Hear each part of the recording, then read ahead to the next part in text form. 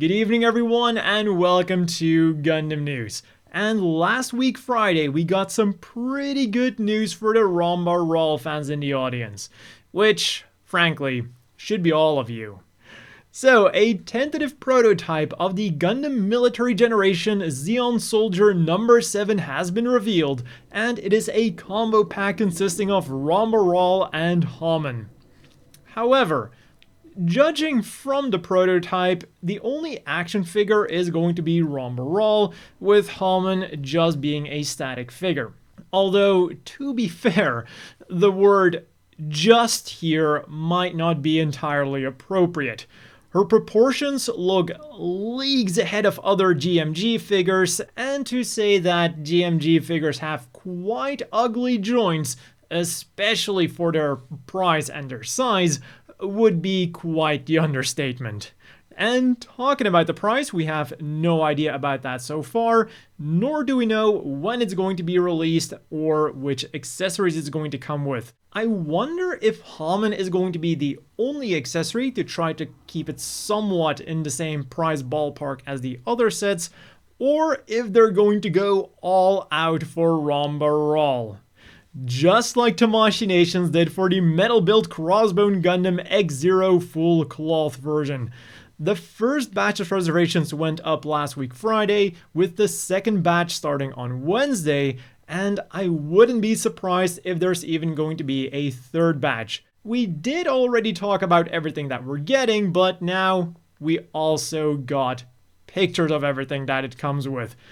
And man, 33,000 yen or $300 is by no means a small price to pay, but looking at everything we're getting, I can confidently say that that is definitely a justified price. Combine that then with articulation that also looks really well done, and you've got a figure that is going to keep you occupied for quite a while and is also going to look awesome on your shelf. By the way, am I the only one who thinks that this figure looks best without the cape and like just holding the butterfly busters or the kujaku? Anyways, if you want one, this thing will be sailing your way in July 2022. And then for future Tamashii Nations releases, we turn to their Tamashii Nations store in Tokyo, where they've currently got an exhibition of a bunch of older Tamashii figures, confirmed upcoming figures, and then some other figures. Amongst them, the prototypes of the KA signature prototype Rick Diaz and Methus Kai, both of which have been shown off in the past, but I don't think any of them were ever released. Like, I did some research on it, and the Rick Diaz, that's still fine, it was first seen in 2019, but the Methus Kai dates all the way back from 2012. That's almost a decade. Like, damn. And of course, amongst them, there was no way that I was not going to see the Hrududu, which I will of course be getting once we get more information on that and, well, once we can actually order that thing.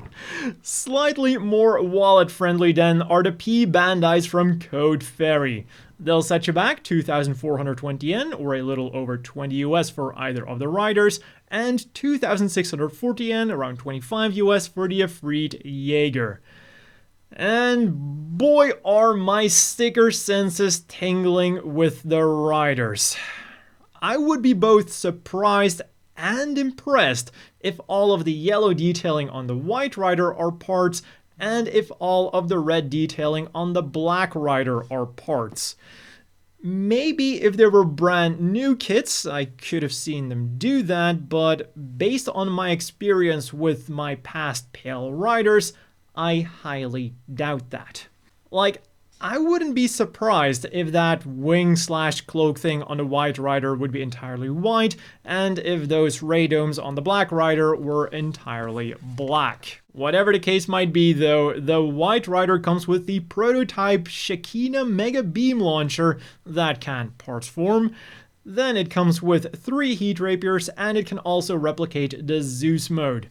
For the Black Rider then, we've got 2 heat knives, something that looks like a pile bunker but actually shoots out with a wire, a rail cannon that is totally not going to be color accurate, and the ability to activate the Themis mode. And then finally, the Efreet Jaeger, which comes with a heat knife, shotgun, cracker grenades, and a sniper rifle. An interesting choice for a mobile suit that is supposed to be a close combat unit, but to make it better suited for that, it does come with a special right knee thingy that will help it with kneeling poses, something that definitely reminds me of what they did with the Zaku 1 sniper version. And it also comes with a really nasty seam line on the left shoulder armor. Like, they didn't even bother hiding it for the promotional shots. Anyways, all of them had their pre-orders opened on December the 7th and are currently scheduled for a February release. Staying with Code Fairy, we move on to the gaming news, because last week Friday, the third and final volume of Code Fairy was released for PlayStation 4 and PlayStation 5, and the main game, Battle Operation 2, won the PlayStation Partner Award for the second year in a row. And for the players, this means more mobile suits for their gacha collection. And talking about celebrations, to commemorate 390,000 downloads, UC Engage will be holding the appropriately named 390,000 download commemorative login bonus event, where simply logging in will get you 3,000 diamonds. Then for the Nightmare of Solomon event, a hard mode has been added, and there is also a gacha event to get Anival God to himself and his Rigdom. In more engaging news then, Gundam Breaker Mobile has been upgraded to version 3.02 with a bunch of new stuff like 20 new poses added to the photo studio, new 7-star rarity, new story missions that take place after the Gundam Breaker Badlock anime, and a new link system that will give you various bonuses by having parts of the same rarity on your machine. Then to celebrate this, various in-game events are held, so right now might be the perfect time to check out the game again. Also, over on Twitter, they're holding a Gundam Breaker Mobile competition where the winner will appear in an official promotional video for Gundam Breaker Mobile. You can submit your entry until December 21st, and all you've got to do is simply take a picture of your breaker machine and then post it onto Twitter with the hashtag OreganPVRikoho, which freely translates to the Gunpla I'm submitting as a candidate to appear in the promotional video. But, you know, that would be a bit too long to have as a hashtag. And since I didn't see anywhere that it's for Japan only, I guess anyone can join and can win, so I'll have that hashtag down below in the description. In Cross Boost then, players will now have access to the Tallgeese and the Impulse Gundam with Lunamaria behind the controls, and last but not least, Gundam Arsenal Base is gearing up for release with a brand new promotional video that you can only watch if you're in Japan, or if you use NordVPN, the VPN that doesn't just let you access region-locked content, but also protect your data. Use the code KKRT or the link down below for a sweet discount and to support the channel. And the same goes for all of the videos explaining the game, by the way. Like, I just find it kind of funny that the first trailer was region-free, and still is, by the way, but then everything else is for Japanese eyes only. Regardless, the big news is that the first batch will consist of characters and mobile suits from Gundam Build Divers Re-Rise, Iron-Blooded Orphans, Gundam Seed, the original Gundam, and Gundam Unicorn. Those interested in the game, or who just want to collect some Gundam cards, can get the starter set, which consists of 10 Gundam Seed cards, 10 Iron-Blooded Orphans cards, a special Bana Passport card, which is the card that holds all of your data, by the way, and a Gundam Seed or Iron-Blooded Orphans card case. The set will cost 1,100 yen, 10 US, and will be shipping in February. And you can get this set either through P Bandai or through Amazon Japan. Today then, reservations opened up for the Mobile Suit Ensemble X36 Gundam Unit 2 and Xamel set. And it probably won't surprise you that this isn't just a big set, but also quite a pricey set.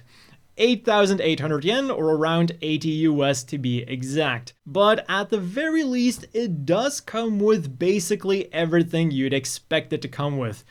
The Xamel is just what it is, a mobile gun platform with a folding main cannon, but Unit 2 does come with a really nice array of accessories that really offer us the full package.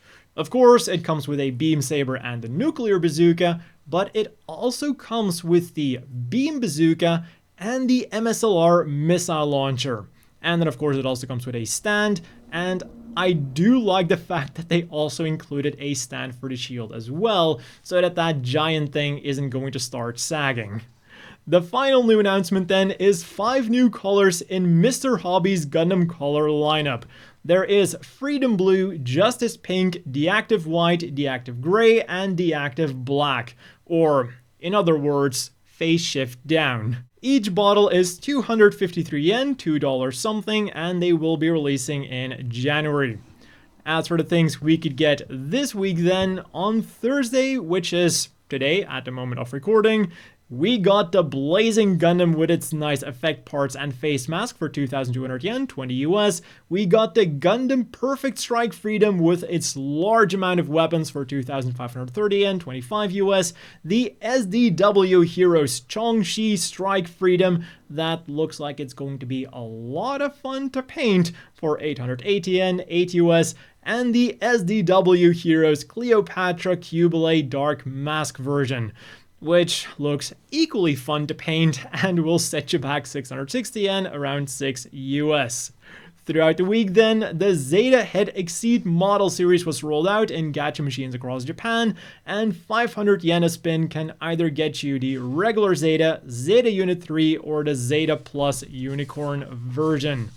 And then finally, for some reading material, there was Hobby Japan Mechanics 10 with a special feature on Char's counterattack, and the weekly Mobile Suit Bible featuring the rig Contio.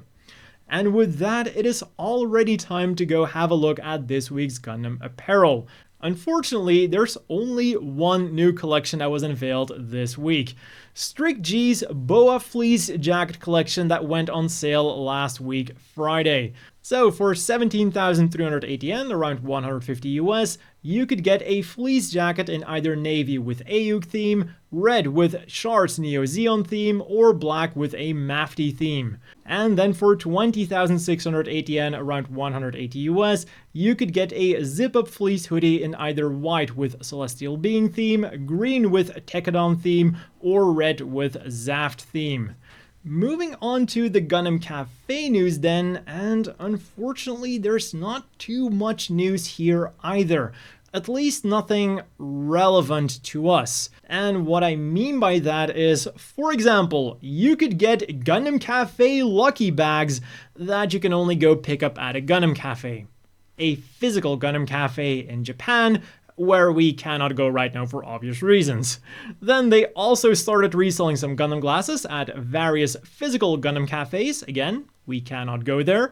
And then on the Gundam Cafe online, reservations open for a Haro air humidifier, tricolor friction pen, and Gundam UC coffee bottle. But the reservations already closed on the 6th, with them being only open for 3 days. And then finally, the news that I'd rather not report on January the 2nd, the Gundam Cafe finale party will be held. Reservations are required to attend, but I'm sure, again, that most of us simply will not be able to make that. Participants can choose to go with either the Extreme course with 5 or 10 random acrylic stands, a main dish plus dessert, a drink with a picture, another acrylic stand, and a random Gundam Cafe thank you card. They can go for the character course, which excludes the 5 or 10 acrylic stands, or they can go for the participation set, which excludes that 1 acrylic stand. And man, this really means that the end of the Gundam Cafe is getting pretty close. But unfortunately, there is nothing we can do about it. To commemorate the Gundam Cafe in my own way then, I'll soon be doing some videos on how I ended up working there and also some of the more memorable customers I've had. Also, I worked there between May 2018 and January 2019, so if you went there in that time and you saw a white dude working there, then that was most definitely me. If you did, hey.